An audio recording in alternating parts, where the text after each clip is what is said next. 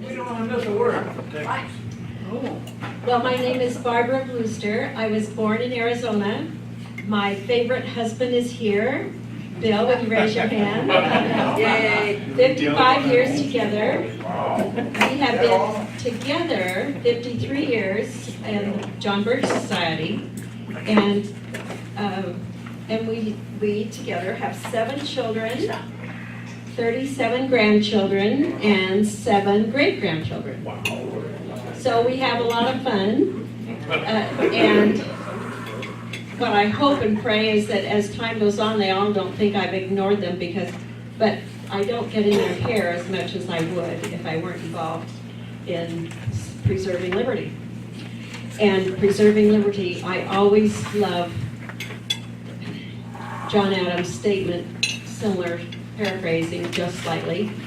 Posterity, I hope you will never forget what we have sacrificed to give you. If you do, I will regret in heaven that I ever gave my life for you. Always chokes me up. And so,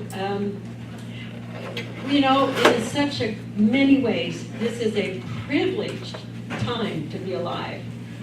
We have been 53 years in the Birch Society. I'm only 56 years old, so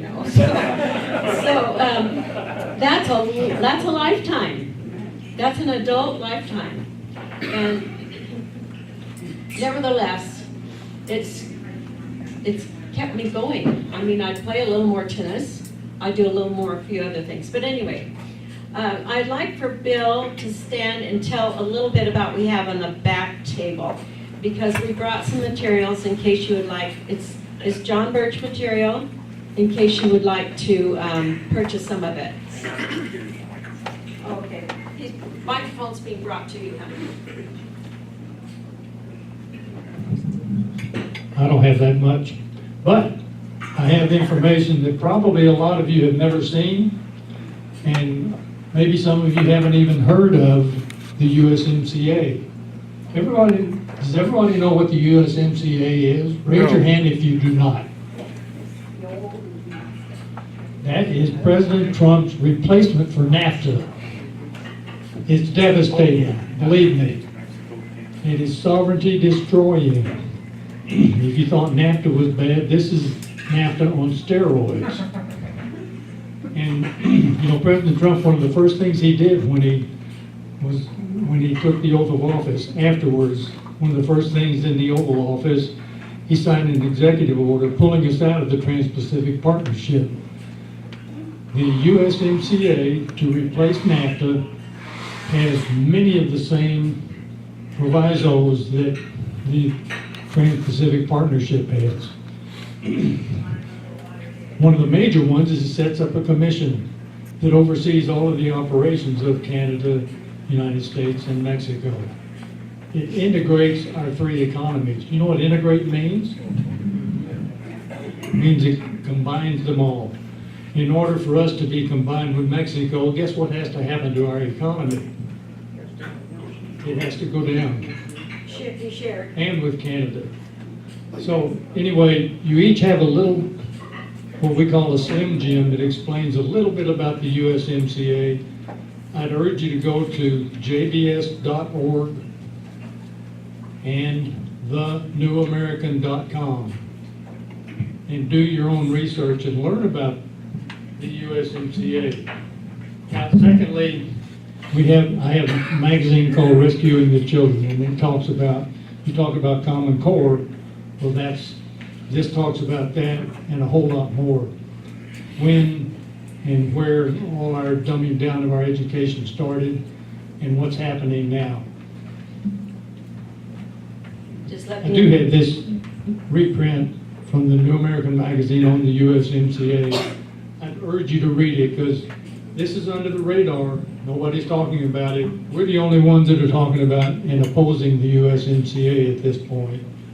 Thirdly, the deep state in action. I think we've all seen the deep state in action the last couple of years, or the last 8 years, 10 years, or the last 40 years. The deep state's been there for a long time, and they're trying to take this country down. And this exposes what they're all about and how they're going about it. So we have these. I urge you to get them. And if there are not enough of them, go to thenewamerican.com and order them, or to shopjbs.org. Thank you. When we took our children out of school, it was when they put sex education in school. That was in my district, 1979. I was early on. We were very early on in that movement, but I am ever so grateful. And you can see what the propaganda was then. We wouldn't have kids getting pregnant. But look what's happened since. Anyway, I want to introduce this video. I was going to speak on 2 issues, but we're just putting it down to 1 because there's not time for 2. So the first one is why we must not have a constitutional convention. And this video is done by Robert Brown, very bright young man, put out by the Birch Society on how we need to use Article 6 rather than Article 5 to force the Constitution be used as was intended. He will talk about mostly the 2nd and 3rd paragraphs in Article 6, but I want to talk just briefly about the first article. And I couldn't find a Constitution in our car tonight, so you have one. Well, I almost have it memorized. So this, I think it is, all debt essentially incurred. Oh, he's got it fast. Right here. Okay. First paragraph. All debts contracted and engagements entered into before the adoption of this Constitution shall be as valid against the United States under this Constitution as under the Confederation. We were going to pay all our debts under the new Constitution. We weren't going to erase them. And I thought, what great character we started out being. So let's watch this video. I would take a couple of notes if I were you. And so as people come along and they want to use Article 5, which I think is extremely dangerous, and we can talk about that a little bit more when we get through the video.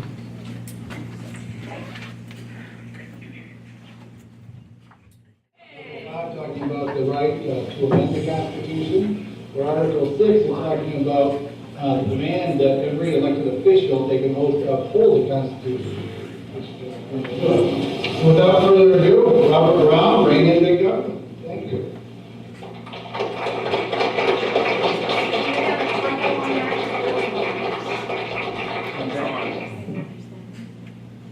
Thank you for that introduction. I often like to start out just telling a little bit about my background, how I got into politics, constitutionalism, and so on. And about a dozen years ago, a friend and neighbor of mine invited me to a class on the Constitution. That's really where it all began. And uniquely in this situation, he had invited me to a class on the Constitution, which he informed me was going to be held in my living room. And so I attended. And he had made arrangements with my wife in advance on that one. But from that class on the Constitution, I learned really 2 main things that I feel were really life-changing to me. Number 1, I really got an understanding that we are not following the Constitution today. It's a good thing you're all sitting down, because I know that's a huge shock to everyone in the room. But number 2, if we were to follow the Constitution today, it would solve the majority of the problems our nation is facing, including one of many, for example, is our national debt and our continually unbalanced budget and so on. One of many examples we could spend quite a bit of time going into, which we won't for tonight. But that awakened in me a desire to help in any way I could get our nation back on track. to get us back to following the Constitution as written, as intended, would solve the majority of our nation's problems. And what I identified as the real problem, the real root of the problem behind all this, I'll be discussing tonight. And what I feel we need to do to help get our nation back on track. So, in tonight's discussion, reign in big government, with Article 6 is the key that I'll be pointing to, not Article 5. Here's a brief outline. We'll be covering 3 sections. First, is the system broken? Number 2, what is the root of the problem we're facing? And then number 3, what are the tools the Founding Fathers gave us and pointed to for reining in constitutional violations? They spoke on that quite a bit. And I think you'll find their tools very interesting and useful. So first, is the system broken? On social media, every now and then, I see this type of a meme shared. Something like this. Congress has a 20% approval rating. I have a 97% re-election rate. What does this give you the idea? Well, really, it gives me the feeling that the system's broken. We, the people, have no control over what's going on. Obviously, Congress is not very popular. So how is it, despite this really low popularity rating, they keep getting re-elected by 97% rate? The problem with this is actually very misinforming, misdirecting, misleading. Because do members of Congress run for re-election en masse as an entire group? Yes, I want to re-elect all of Congress or not? No, that's not how it works, is it?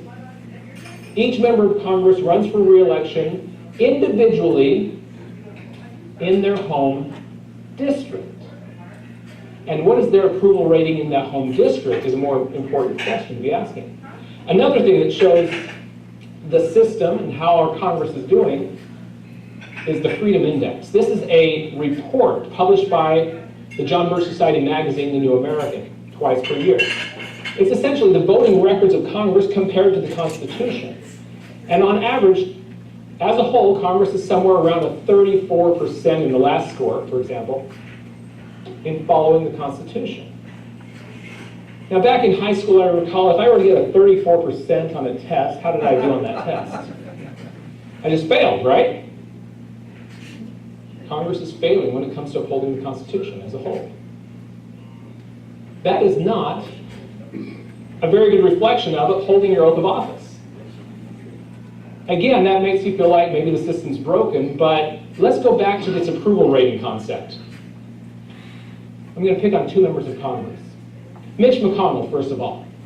His Freedom Index rating, his cumulative lifetime of being in Congress, he has about a 60% average in following the Constitution. That's above average. I'll give him that. Yeah. But again, letter grade on that? Yeah, failing. Yeah, that's pretty pathetic, isn't it? And I often compare the oath of office to the marital oath of fidelity. You're swearing an oath of fidelity to the Constitution, protecting the liberties of the people. And if you kept a marriage oath, about 60% of the time, how are you doing? That's pretty bad. You might get voted out of office, right? Probably should be. Now, as poor as he is doing of a job of following the Constitution, what are his poll ratings? Nationally, who cares? That's not what re-elects him, is it? It's his own congressional district that is the issue here, or in this case, Senate. The average voter rating for Mitch McConnell is his re-election rate. Typically, about 55 or so% of his voters, his constituents in his home state. So by their view, is he doing a reasonable job enough to get re-elected? Apparently so. He represents the views of his home state well enough to get re-elected again and again. Sounds like the system is working. The next one I want to pick on, Nancy Pelosi. Fairly well known. And her cumulative index score here of an 18%. Yes, she has scored on a few times a 0 in following the Constitution, not uncommon. For her, anyway. What is her approval rating in her home district? Somewhere around 80% on average. She typically gets reelected by around an 80% of the vote. Wow. I would say, based on that she is really a very good representative of the views of her constituents. As upholding her oath of office, not so much. But again, this shows us that Congress really does, for the most part, represent the majority of their constituents, or they don't get reelected. Because in the end, it is we the people that pull the lever for or against reelecting them. This brings me to my favorite quote from President James Garfield.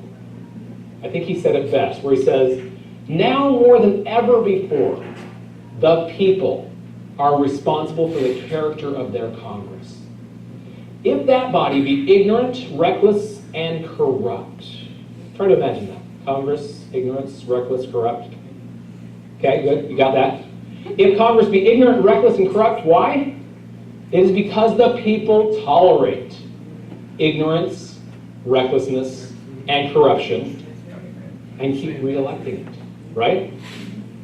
If, on the other hand, if it be intelligent, brave, and pure, it's because the people demand these high qualities to represent them in the national legislature.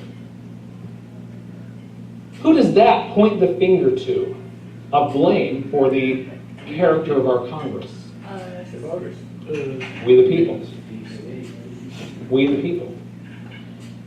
In other words, the system is working. It is not broken. It is representing the will of the people generally across the country. Which brings me to ruby slippers.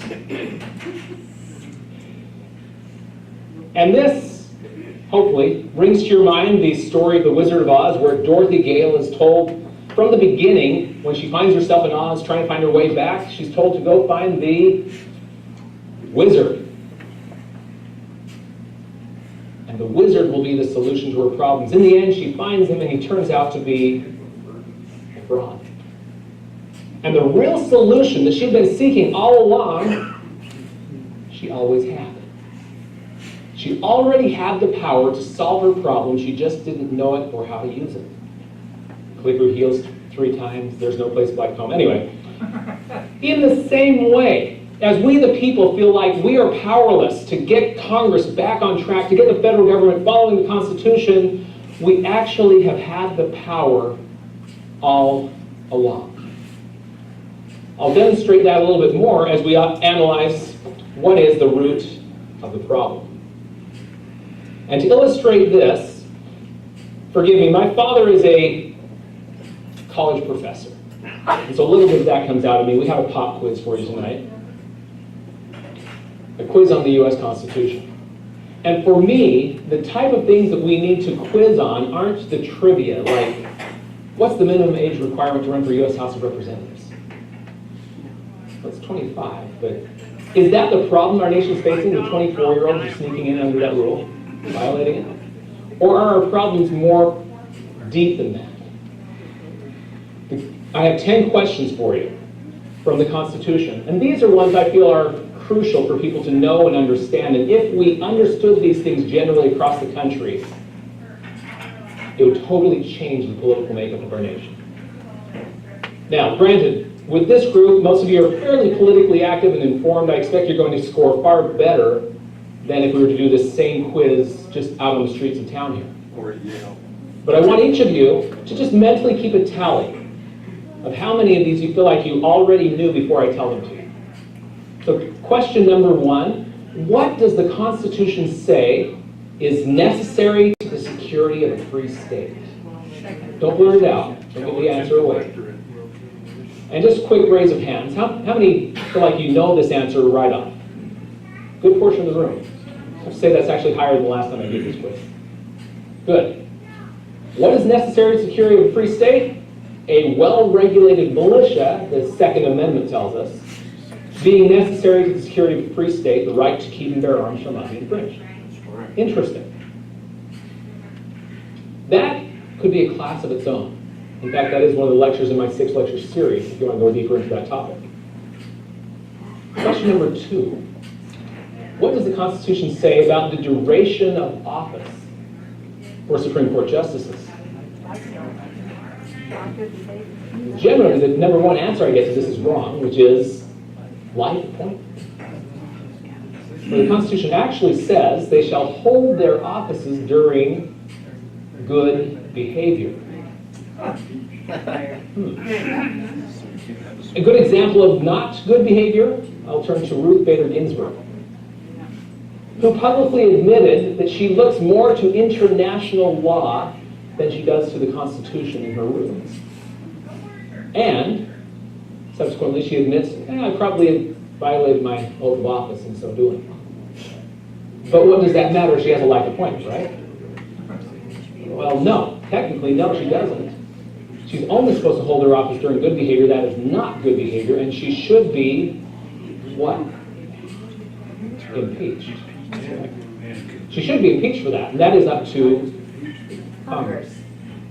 Congress should be doing that a lot more than they do, frankly. Okay, the next question. The decision of taking our country into war is in whose hands? Now, I find this one, most people that are fairly conservative and active and so on have an idea on this one, although most people generally don't. The Congress shall have the power to declare war. Again, that's worthy of its own lecture. The importance of placing that in the hands of Congress was something the founders felt very strongly about.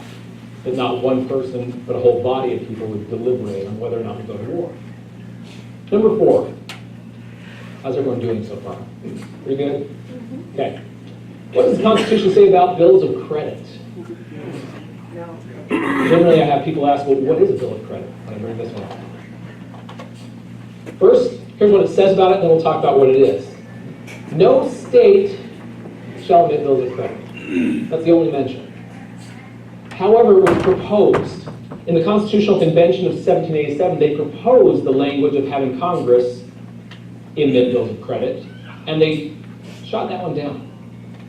It was actually a carryover from the Articles of Confederation. They looked at that language and said, no, that's a dangerous power. We don't want to give that power to Congress. So what does the Constitution say about powers that are prohibited to the states, which this is, and not enumerated to Congress? That would be in the hands of the people, according to the 10th Amendment. And what is a bill of credit? Well, technically, a bill of credit is really just a certificate of ownership, kind of like you get an IOU. I owe you 10 eggs, or whatever. Originally, this came from, you go deposit your gold at a bank, and they give you an IOU, certificate of ownership of that gold. This is what turns into, eventually, paper money. So the power to create or emit paper money was forbidden to the states and was never granted to Congress, which is why we don't use paper money today, right? Or at least we shouldn't. On the governmental level, we the people could trade whatever we want. Okay, question 5. Are Supreme Court rulings included in the Supremacy Clause as part of the supreme law of the land? Interestingly, no. Only the Constitution, laws made in following the Constitution, and treaties made under its authority are supreme law of the land. Supreme Court rulings aren't supposed to be law at all. Number 6, the enumerated powers of Congress are found in Article what in Section 1? Another raise of hands on this one. How many know this one offhand? Good portion, good. When someone wants to learn the Constitution, this is where I send them first. Get to know the enumerated powers of Congress found in Article 1, Section 8. This is the list of their general lawmaking powers. Congress does have power to make laws in other parts of the Constitution on rare exceptions, such as in Article 4, the admittance of new states. They can make the laws regarding that as well. But their regular lawmaking powers is Article 1, Section 8. Good place to begin to get to know what Congress and what the federal government is authorized to have in their jurisdiction. And kind of a follow-up question on this one, number 7, what are the 3 things that Congress is authorized to spend money on? I remember the first time that was asked of me, I thought, really? They're only authorized 3 things? Yes, it's 3 categories. And those categories are, Congress shall have power to raise money, lay and collect taxes, duties, imposts, excises, to pay the debts, provide for the common defense, and general welfare. Those are the 3 categories they're allowed to raise and spend money on. And then thereafter, in Article 1, Section 8, we have 2 categories of expenses listed. You have the general welfare powers, clauses 2 through 9 and 17. And then you have the common defense powers, clauses 10 through 16. So these enumerated powers of Congress are in the categories of either general welfare powers or common defense powers for which Congress can expend money. And then you have the conclusion, clause 18, the necessary and proper clause, saying Congress can make any laws necessary to implement powers they're actually given. Article 1, Section 8, great place to start getting to know the Constitution. Now, question 8. We're almost there. What are the 5 purposes for which the federal government can own and control land within the state? When I gave my son this quiz, he was able to come up with 4 of the 5. This is the only one he missed on my test, so all right, he did okay. This is Article 1, Section 8, Clause 17, where Congress is authorized to control land within a state that is purchased by the consent of the legislatures for these purposes. Forts, magazines, arsenals, dockyards, and other needful buildings. And I think they must have forgotten federal wilderness areas or something. I'm not sure. It wasn't listed, was it? Interesting list. Forts, magazines, arsenals, dockyards, other needful buildings. Do you see how this knowledge would start to rein in what is going on in our federal government? If these questions were well known and understood nationally. 2 more questions. How much of the lawmaking power was granted by the Constitution was given to Congress? Oh. And how much to the President and how much to the Supreme Court? I think most of you know this answer, right? Raise your hands again one more time. How many? No? Okay, get most of you. Good. Article 1, Section 1, right after the preamble of the Constitution, tells us all legislative powers, lawmaking powers that are granted by the Constitution shall be vested in a Congress. Do you know what the word all means? The word all, let's try it. Let's see. If all lawmaking powers in Congress, how much does that leave to the President? None, right? If all lawmaking powers in Congress, how much does that leave to the Supreme Court? How much does that leave to the regulatory agencies? None. That's pretty restricting, isn't it? Only Congress has the power to make laws. And I list those other ones because all of them have at times made effectively laws. President, Supreme Court, regulatory agencies are all lawmaking these days, even though it couldn't be more clear. All lawmaking powers in Congress. Final question. In a checks and balances showdown, which of the 3 branches holds the highest power, or are they all equal? Let's play this one out. If Congress creates a bill, they pass it, it's going to be a law, it then goes to the President, can he stop it? How does he stop it? The veto, right. Can Congress do anything about that? Yes. Of course, they can override the veto, right? Now, can the President do anything? Technically, yes.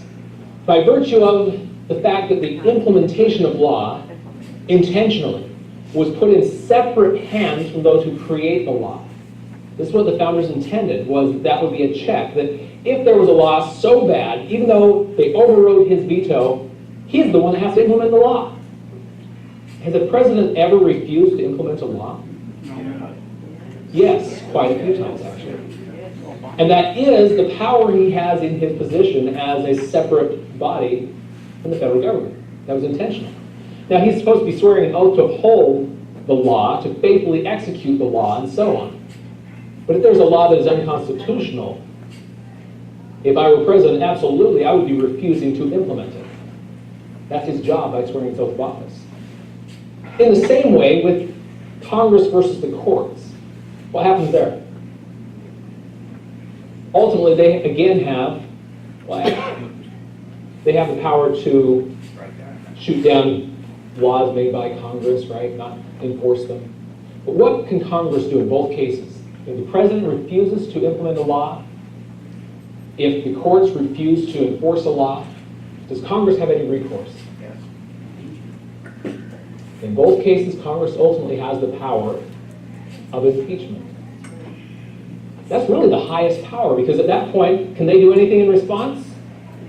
Gripe and complain on the evening news, but that's about it, right? Once they've been impeached, they no longer have any power.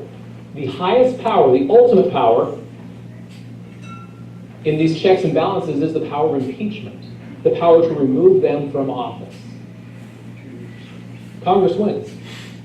In a checks and balances showdown with the other two branches of government, Congress wins every time, if they choose to, making them the most powerful branch of the government. That's an important thing to know, because Congress can fix the other branches of the federal government. So now, to conclude the root of the problem here, a great quote from Alexis de Tocqueville. He explains to us from a different perspective when we didn't have this problem. He tells us, this is back in the early 1800s, that one of the greatest strengths of America, he says, in America, every citizen is taught the history of his country and the leading features of its Constitution. He goes on, it is extremely rare to find a man imperfectly acquainted with all these things. And a person wholly ignorant of them is sort of a phenomenon. Does that sound like today to you? How did everyone do on the quiz, by the way? Okay, fair, somewhat. More importantly, and again, like I said from the beginning, I expect this group did better by quite a bit than if we were to take the same Constitution quiz out on the street, right? What would you guess would be the average score in your hometown if we just publicly asked everybody the Constitution quiz we just went through? Do you think most people would get half of them right? No, definitely not. Do you think that most people would get at least one right? No. In my experience traveling around the country, interacting with even political activists, I find that most people would fail the test, and very few on the public in general would get even one of them right. How does that compare to Alexis de Tocqueville's statement? Just the opposite. I would conclude his statement here to say, instead, it is extremely rare to find a man who is vaguely familiar with all these things. And a person wholly educated on them is sort of a phenomenon. If we totally reverse his statement, it then applies to today. That is the root of the problem. In Federal 16, Hamilton tells us the people are the natural guardians of the Constitution. I would compare this to you're playing a sporting game where the referees have never read the rules and have no idea how the game is supposed to be played. And the players have begun to figure this out, and they don't bother reading the rules either, because why? They don't need to. We, the people, don't know the rules. So why should they have to follow them?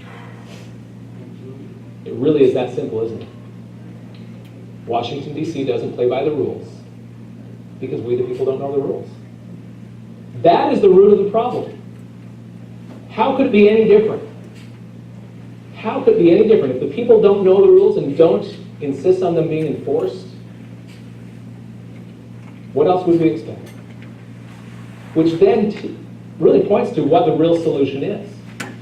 Now tonight, as we're talking about using Article 6, not Article 5, think about that for just a moment.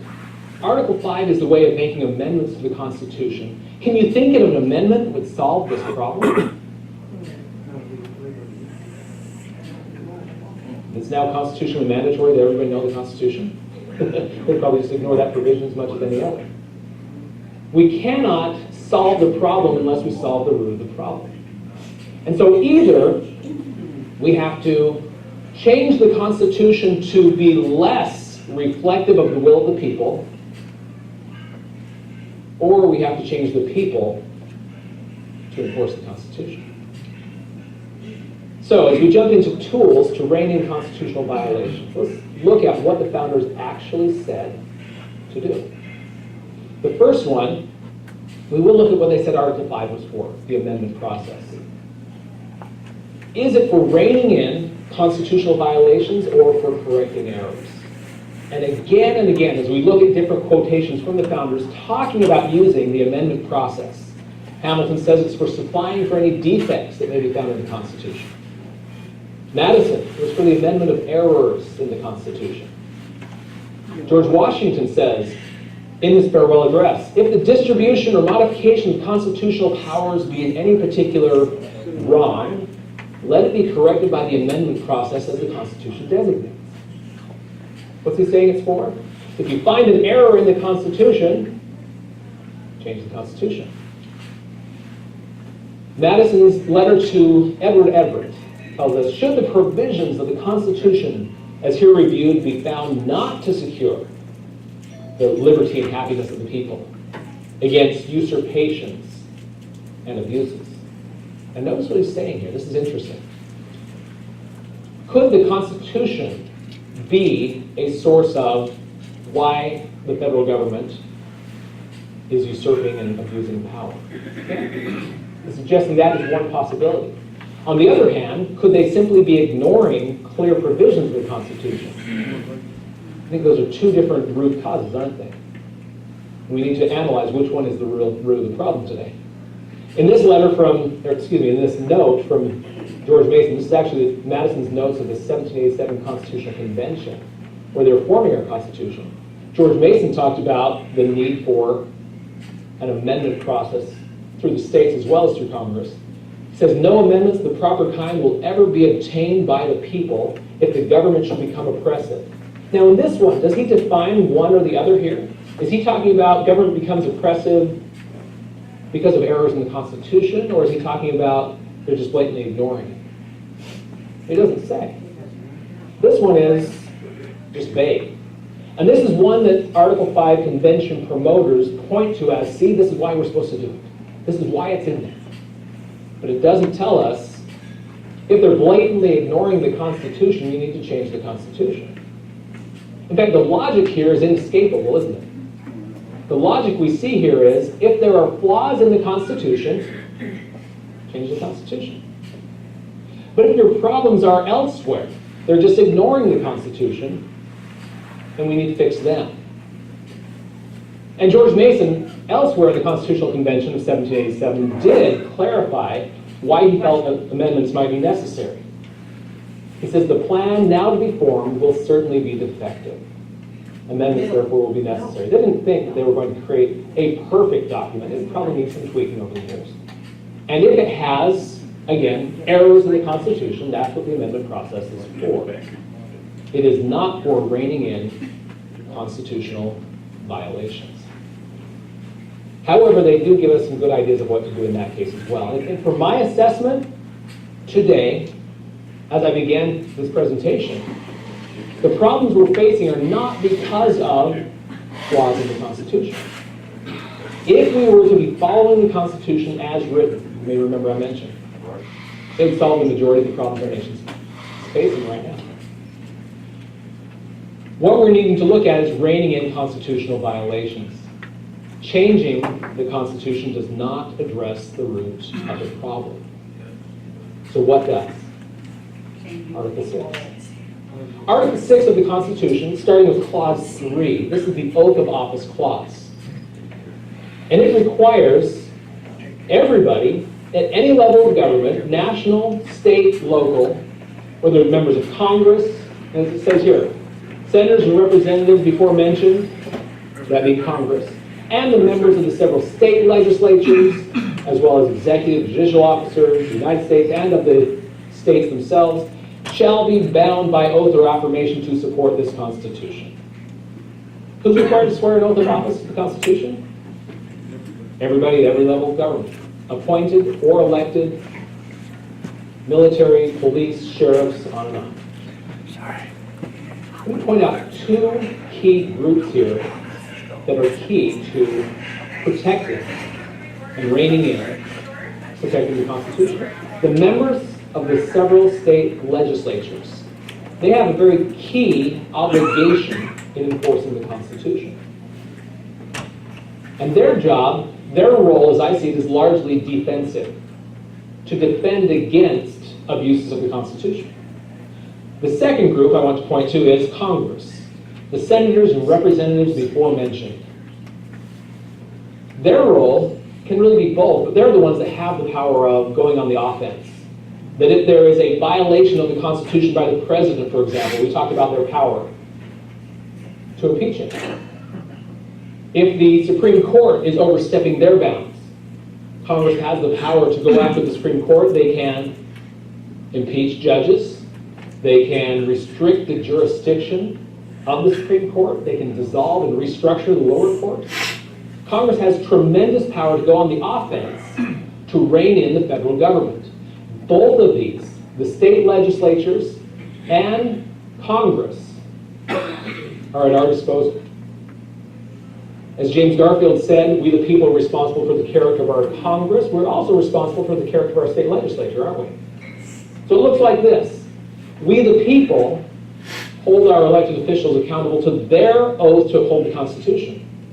As we hold the state legislatures accountable to it, through them we can hold Congress accountable to it, but then also we the people can directly hold Congress accountable to the Constitution. We'll get into some details of how that works. So, the oath of office. I've spent a fair amount of time in state legislatures, and I've gotten the idea that most state legislators think that their oath is something like this. I do solemnly swear or affirm that I will be subject and subservient to the federal government, and that I will support and defend all laws passed by Congress, the Supreme Court, the President of the United States, or the federal agencies, because they all make laws, never questioning their authority to legislate in all matters whatsoever. Does that sound like an oath of office to you? That is effectively what we see as the general mentality, because over and over again I hear the idea that the federal government has spoken, we must comply. Because of course everything the federal government does is supreme over the states. That's the idea that they're given. What is the oath of office? It's generally something like this. I do solemnly swear or affirm that I will support and defend the Constitution of the United States against all enemies, foreign and domestic. They're swearing an oath to uphold the Constitution. What happens when their oath to the Constitution conflicts with upholding a federal law? The federal law and the Constitution don't mesh. Which one are they swearing an oath to uphold? Again, pretty obvious, isn't it? The Constitution. By their oath, if they intend to uphold their oath, then they can't also uphold unconstitutional federal law. That is why the oath of office is in there. Now, but doesn't that violate the supremacy clause?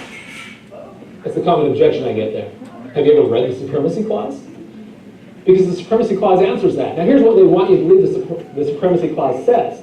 This Constitution and the laws of the United States which shall be passed by the federal government, any federal branch, doesn't matter which one, right?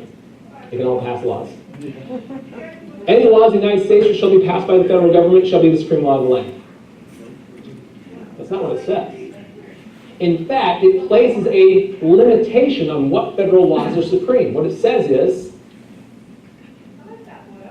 the laws of the United States which shall be, what are the key words, made in pursuance thereof. Made in following the Constitution. Laws made that are in following the Constitution are supreme and they should be upheld. However, what does that mean for laws that are not in pursuance thereof? Actually, Alexander Hamilton answered that question beautifully for us in Federalist 33. He says, acts of the federal government which are not pursuant to its constitutional powers are merely acts of usurpation, meaning theft of power, and will deserve to be treated as such. How do you do that? How do you treat an unconstitutional federal law as nothing more than an act of usurpation? You oppose it. You stand in the way of it. This is, in a sense, the Article 6 solution that is required by the oath of office of every state government official. They are swearing an oath to uphold the Constitution, not upholding unconstitutional laws. This is why I refer to nullification as the Article 6 solution. And the hashtag Article 6, not 5. Because Article 6 is merely nothing more or less than constitutional enforcement. Now, oddly, I've had some people try to tell me that constitutional enforcement is unconstitutional. Yeah. Okay. We'll just leave that one at that. Upholding the Constitution is required by the oath of office. Let's get into that a little further now. So to rein in constitutional violations, the founding fathers tell us that states already have the power without any changes to the Constitution. For example, Madison tells us in Federalist 46, the means of opposition to it are powerful and at hand. Schemes of usurpation will easily be defeated by the state governments, who will be supported by the people. And that's key. We, the people, need to support our state legislators in blocking unconstitutional actions. Without that support, they won't have the backbone to do it. Another one. The state governments, with the people on their side, will be able to repel the danger. Hamilton, Federalist 16. I love this one. Pay close attention to this one. If the cooperation of the state legislatures be necessary to give effect to a measure of the Union, they have only not to act, or to act evasively, and the measure is defeated. When I was on speaking tour earlier this year in Texas, a number of our attendees of my speech talked to me about, well, Texas Governor Abbott is saying there is no power the states have to resist unconstitutional federal actions. And my answer, which they videoed to send to him, was very simply, step number 1, stop being complicit in implementing unconstitutional federal law. Yes, the states have a tremendous amount of power that they can use to not act, to not implement. Don't help them do it. That's pretty simple, isn't it? Another one Madison refers to, refusal to cooperate with the officers of the Union. Again, we're not going to help you implement these unconstitutional laws. And Madison also recommends that state legislatures should create legislative devices to present obstructions to the federal government in implementing those unconstitutional laws. Now, a little over a year ago, state governors admitted that the majority of federal programs require the states helping them implement them.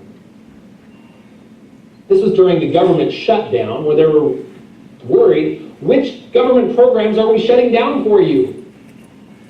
And so they sent a panic letter asking Congress to please specify which one of these federal programs were going to be shutting down during the government shutdown. And in the process of that, admitted where the shutoff valve is, didn't they? If the majority of unconstitutional federal programs are being implemented for the federal government by the states, the advice we just read through, refusal to cooperate with the officers of the Union, the states just have to not act in order to block the measure. Wait, are we saying the states actually already have the power? Yes, we are. Absolutely. And the states are beginning to recognize it. This is a positive note here. The 10th Amendment Center in particular likes to track nullification-type bills where the states are standing up saying no. And what they're seeing is a continual increase, legislative session after session, more and more states. Beginning of 2017 in this case, they saw the introduction of over 200 new nullification-type bills saying, we, the states, don't recognize the authority of the federal government on this. We will not be helping implement these laws. Fabulous. The states are beginning to remember the power they already have. Jefferson tells us the several states who formed that instrument, the Constitution, being sovereign and independent, have the unquestionable right to judge of its infractions. And the nullification by those sovereignties of all unauthorized acts, done under the color of that instrument, the Constitution, is the rightful remedy. He also tells us without this right, they would be under the dominion, absolute and unlimited, of whosoever might exercise this right of judgment for them. That sounds kind of like today, doesn't it? That if we let only the Supreme Court be the judge of what is and what is not constitutional, then we're under their total dominion. The states are the ones that created them in the first place. Which one's the creator and which one's the creature created? Yeah. James Madison, he answers a very interesting question in Federalist 44. Why is it that our state level officials, our governors, our state legislators are required not only to swear an oath of office to their state constitutions, but also to the federal? What does the U.S. Constitution have to do with a governor or a state legislator? His answer was, the members and officers of the state governments will have the essential agency in giving effect to the Constitution. Have they done so? Are they giving effect, making the Constitution effective today? No. And yet that is their oath-bound duty. Now just a little bit of stepping back for a moment, defining things. Nullification and interposition are often used somewhat interchangeably. Interposition is simply this. It is when an intermediate level government official steps in to protect against the tyranny of a higher level official. Such as with the Magna Carta. The Lord came before the king and said, we demand you sign that we have rights. Great example of interposition. They interposed, they stood between. The Boston Tea Party was also an act of interposition. The Declaration of Independence, and really the entire American Revolution, were based on these concepts of interposition and nullification. In other words, there is nothing more American than to stand for interposition and nullification. It's the very foundation of our nation. Nullification, a little more specifically, is nothing more or less than enforcing constitutional laws, not enforcing or even resisting laws which have no constitutional authority. It is upholding the Constitution. And oddly, when someone tells me that nullification is unconstitutional, you mean enforcing the Constitution is unconstitutional? I don't follow the logic on that one at all. Now just briefly, occasionally those who don't want us to use nullification will make such claims as, well, Madison opposed nullification later in life. Sure, in 1798, where this quote comes from, he supported it. As he grew older, he thought, oh, maybe that wasn't such a good idea. That is not true. Just to set the record straight here briefly, here in 1798, where he was writing in the Kentucky and Virginia resolutions, he had authorship in the Virginia resolutions opposing the Alien and Sedition Acts of 1798, which included, among other things, a provision that said it was illegal for people to speak against the actions of the president or Congress. And they recognized, Madison and Jefferson recognized, this was a clear violation of the Constitution and our freedom of speech. And he says, in case of a deliberate, palpable, and dangerous exercise of other powers not granted by the Constitution, he's referring to there, the states who are party to have the right and are in duty bound to interpose, according to their oath of office, right? For arresting the progress of evil, to preserve the Constitution itself, as well as provide for the safety of the parties to it. And yet, in 1834, Madison is often quoted as saying, this is true, he did say this, nullification has the effect of putting powder under the Union, under the Constitution and the Union, and a match in the hand of every party to blow them up at pleasure. That doesn't sound like he's supporting nullification, does it? I would ask, what kind?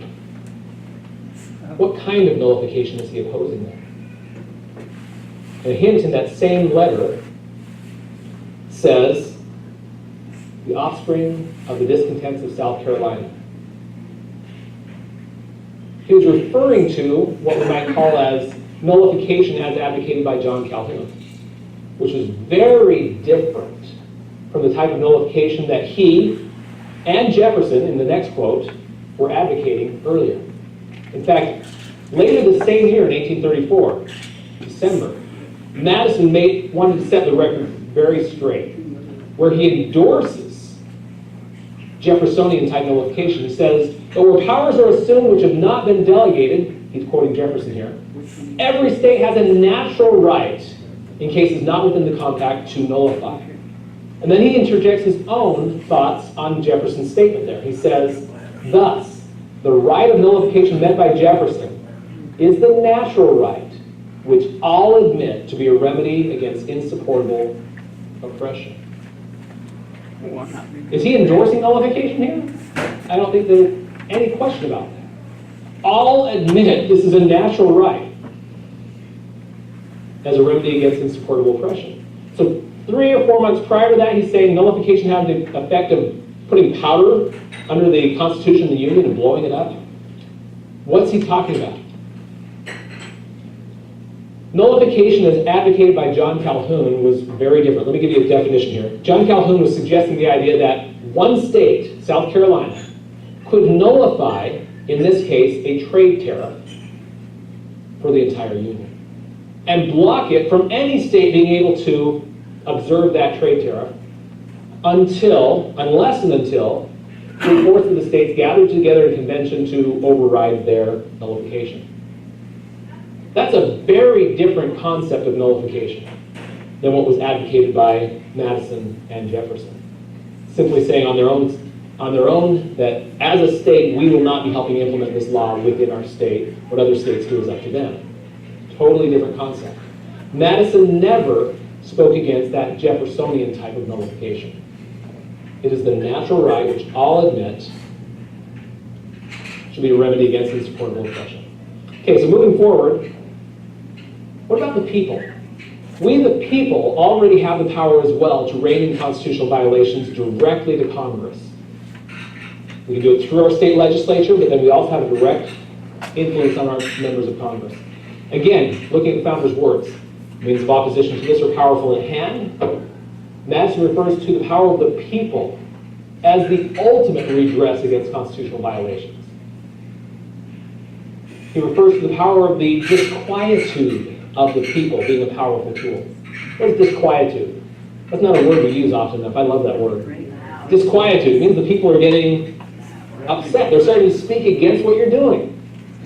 And if you, as an elected member of Congress, are seeing a massive increase in the disquietude of your citizens, of your constituents, about the role you're playing in Congress, your chances for re-election are starting to go down. That is a much more powerful tool than we give it credit. It's effectively the same power. Remember question number 10 in my quiz? Which of the 3 branches of government has the greatest power? It was Congress. Because Congress holds the power of impeachment, of kicking them out of office. Well, we the people hold that power over all of Congress and the state legislatures. We the people then, that means, are the highest power in the land. Because we hold that ultimate power over Congress, who is the highest power in all of the federal government. Next, we'll go through a few more of these. The people who can by the election of more faithful representatives annul the acts of the usurpers. Again, this is a powerful tool to kick them out of office. Usurpation would require the concurrence of the courts of justice and the body of the people. The people have to go along with the usurpation in order for it to happen, in order for it to stand. And my favorite quote in this section is this one. In order to keep the Constitution in check, the people have this obligation. It says, a people enlightened enough to distinguish between a legal exercise and an illegal usurpation of authority. That's what's required. This goes out very clearly, didn't it? And as such a people are the natural guardians of the Constitution. We are the ones that are supposed to be guarding the Constitution. And if it's not being enforced, ultimately we the people are the ones to blame. So, a people enlightened enough. I love that phrase, because that is the target. When we have a people enlightened enough to enforce the Constitution, it's followed. In a presentation I gave entitled The Power of 500, we illustrate this very clearly. That even more powerful than electing better representatives is holding them accountable in between elections. That is, I would say, the most powerful tool that people have. Holding them accountable between elections. I'll show you just a brief example of how that is done. By demanding adherence to the Constitution. Again, I'll bring up the New American report, the Freedom Index. If you go to thenewamerican.com, you can look up the voting records of Congress compared to the Constitution in the Freedom Index. Go right here on the top tab where it says Freedom Index. You click on that, it'll bring up a page that looks like this. And here you can look through, scrolling down, the list of all the current members of the House and Senate and what their current scores are. Or in this search by name box there, you can look up past ones as well and see what their entire record is, how they voted in Congress. And you can see specifically every bill that we rated them on that they voted the wrong way, that they violated their oath of office. That is a very powerful resource. Let me show you how it can be used. And as you get into this, each of the bills that we're rating them on gives a specific example of, we have assigned a positive score to those who voted yes or no because. The because part explains how that squares with the Constitution and freedom principles. Now, a few years ago, when I first moved to Montana, our congressman at the time was Denny Reber, and throughout his life as a member of Congress, he'd scored anywhere as low as 30% on up to his high score ever was a 67% on the Freedom Index. And when I first moved there in 2009, his most recent score just came out as I got there in July. He had a 60%. Here's what we did. We got copies of his voting record on that most recent report and went to the next town hall meeting he held. I showed up at the door dressed in a suit and tie and was handing them to everyone as they came in the door.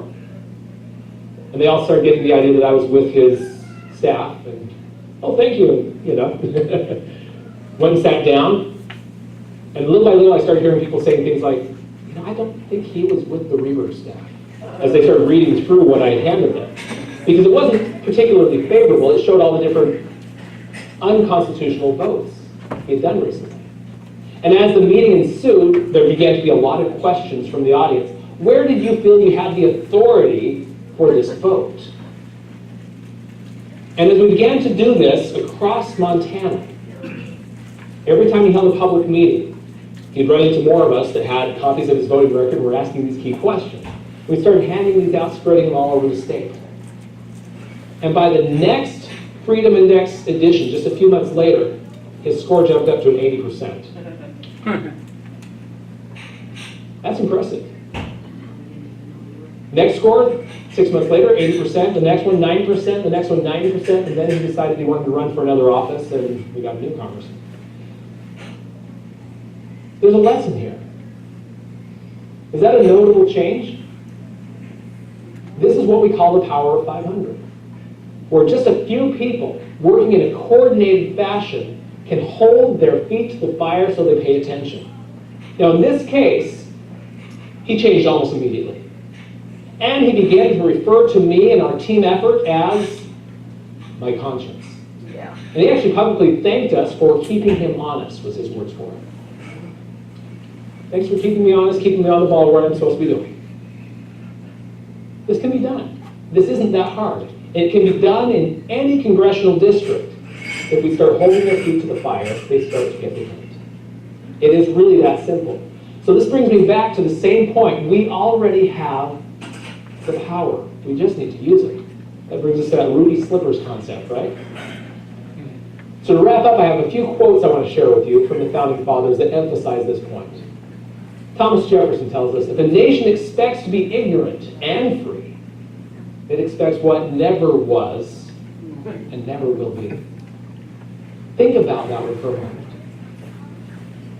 That is exactly what every solution is trying to do if it doesn't try to solve the root of the problem. If we don't try to solve the ignorance, no plan to preserve our freedom is going to work. We're trying to do what never was and never will be, right? That's exactly what the Article 5 Convention movement is trying to accomplish. Never mind the ignorance of the people, we're going to save you from your ignorance Yeah. with certain magical amendments to the Constitution. It's an impossibility. John Adams warns us, liberty cannot be preserved without a general knowledge among the people. Jefferson tells us what we need to do. Educate and inform the whole mass of the people. They are the only sure reliance for the preservation of our liberty. Now, not a founding father, but a great quote worth sharing. Thomas Edison. The strength of the Constitution lies in the will of the people to defend it. Constitutions are not self-enforcing. Madison goes into that in Federalist Papers as well. He refers to them as parchment barriers. It's just a piece of paper. Unless we enforce it, it means nothing. So again, as we educate the people, then this chart has as the people understand the Constitution and demand adherence to it, they can then hold their state officials accountable to it, and with their state officials, can exert pressure on Congress. Plus, the people can directly influence our Congress through what I call the Power of 500. Through those two angles, Congress has the power to rein in the entire federal government. Keep that in mind. That's why Congress is really the key to turning everything around. So, in conclusion, we need to learn the Constitution. And as we do so, I have to endorse my own course, the 6th lecture course on the Constitution called The Constitution is the Solution. It was specifically designed for this purpose, to educate people on what we need to know to get the federal government back on track. That way we can build a team and magnify our voice. A lot of times people are frustrated. Yes, I call my congressman all the time. One person calling won't make a difference. We need to coordinate this effort so that it magnifies your voice. One living room at a time. Remember what I began with? I was invited to a class in my own living room. It's one of the best ways to get people to show up. When we the people understand and demand adherence to the Constitution, it will be followed. The solution is simple. That's really all it takes. But it takes work and it takes people. It takes numbers of people to implement the plan. This is the plan the Founding Fathers pointed to, constitutional enforcement. When the federal government oversteps their bounds, we need to understand the Constitution and demand adherence to it. Please join us in that cause. Help us to enforce the Constitution. And we can preserve the liberty of our nation. Thank you. Thank you for coming out.